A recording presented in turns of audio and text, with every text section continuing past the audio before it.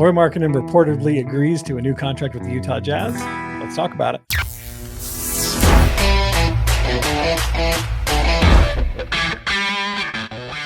Now, before we get into content, folks, we did it. You did it, actually. You did it. You did it. We officially have hit 1,000 subscribers,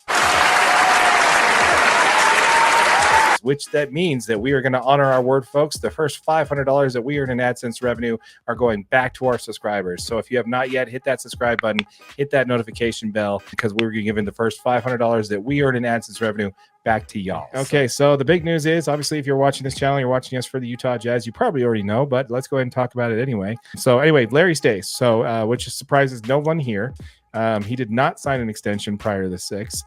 So why don't you go ahead and break that down, why that's so important? The way that his contract was written, obviously, the trade deadline, his contract's written that he can't be traded for 6 months. On the 6th, if he signed a contract yesterday, it actually falls on the February 6th deadline, which is the trade deadline. Which meaning he could have been traded. If he signed his contract yesterday, he could have been traded at the trade deadline. So waiting till today, he cannot be traded for the remainder of the 24-25 season. Basically, that kind of just lets you know exactly where Larry was sitting in this whole time. You know, we all knew how he liked it here as far as a player. His family likes it here, and he wants to win here. So sources close to the team say that Larry and the team are close to a long-term extension, which would be in the neighborhood somewhere of 5 years, $200 million. Yep. So give me your thoughts on that. What do you think about that? I would love to see the Jazz win and win now. They didn't make any other moves to support Lauri throughout this. So we're going to be coming back with the same team that was subpar. I don't know, man. I'm torn on it, because if we're going to lose, I don't think we're going to lose enough games to be effective and to get where we want to be in the draft with Lauri on the roster. I think Lauri is obviously, he recognizes that and he's okay losing games. I don't think he's okay just losing games, but I think he's okay understanding that there's going to be some tough games ahead while we develop some of these younger players to be what we want them to be in the future. We got a huge pickup with Cody Williams. I think he's going to be a fantastic talent. Hopefully we just use this season as an opportunity to grow these players to their maximum potential, regardless of the outcome, right? Because losing games is not the worst thing that could happen to us. Two things. Let me start with the negative. One, Lauri Markkanen is not a top 10 player in the NBA. Correct.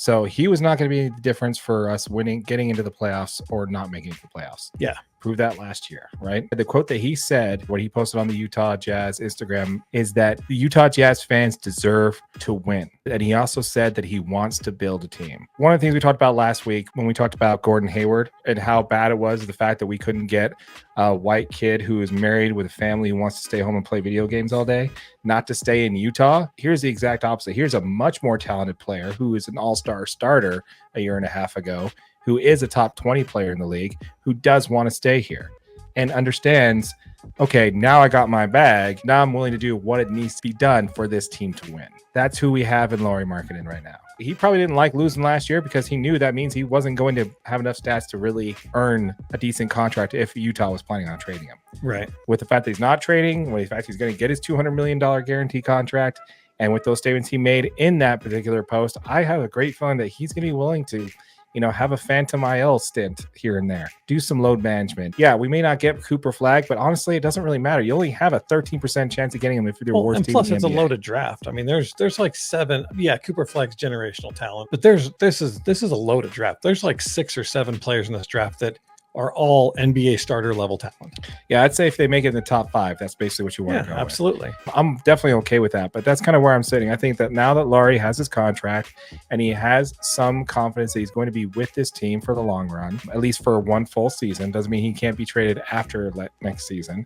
But he's secure that he's going to be here for at least another year. He knows where the Jazz are. They wouldn't have signed a contract without talking about that, right? Yeah, absolutely. He knows where the Jazz want to be, and he knows what the only path to really get him there. But I think it's just time to stop trying to tank to get the #1 overall pick. Draft luck has never fallen Utah's way. And it's not going to. And even if you did have the worst record in the NBA, you only have a 13% chance of getting the top pick.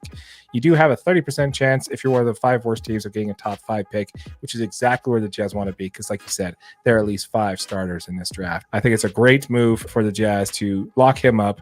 He's our guy, man. He's our guy. Yep, I agree. I think a big thing is with Lauri, if you can get some talent in around him, the pressure that it would take off Lauri in a lot of these situations, dude, he is in such a rough situation because he's the only player on that team that anybody guards. Yeah. I mean, like how many double teams and triple teams did we see Lauri get coming off of screens where, I mean, you're not even worried about anybody else shooting the ball. They're just, I mean, Lauri's catching every single defensive scheme. If they can stop Lauri, they can win the basketball game. I think if they can get some talent in around him, and I think and I think that's just as easy as if Cody Williams can shoot the ball, if Keontae can improve his 3-point shooting percentage in some of these games, when Jordan Clarkson's on the floor, Colin Sexton's on the floor, you got some of these guys that can increase their shooting percentages just a little bit and just have to respect some of the other players on the team.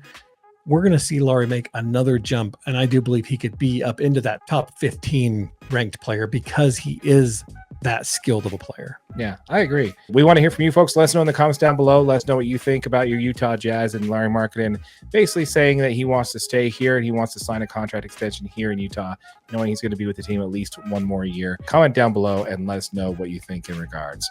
Once again, folks, we do have our own channel for the Utah Jazz called the Utah Jazz DNA.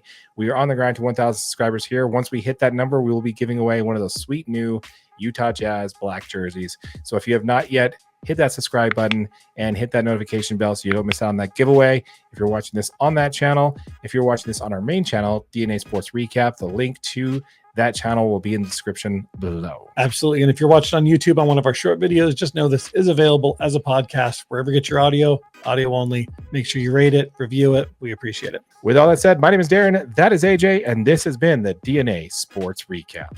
Till next time.